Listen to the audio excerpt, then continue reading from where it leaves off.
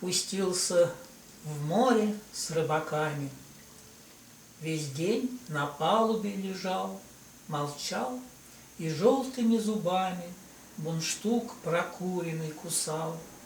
Качало, было все немило, и ветер, и небес простор, где мачта шаткая чертила петлистый правильный узор.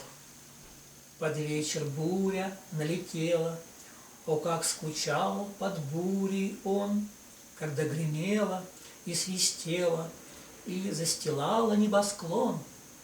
Увы, он слушал не впервые, как у изломанных снастей молились рыбаки Марии, заступнице, звезде морей.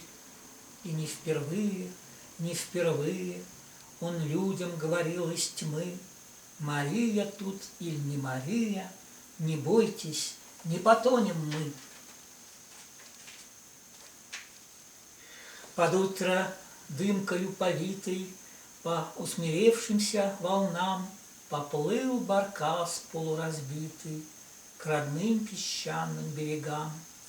Встречали женщины толпою отцов, мужей и сыновей. Он миновал их стороною, угрюмой поступью своей. Шел в гору, подставляя спину струям холодного дождя, и на счастливую картину не обернулся, уходя.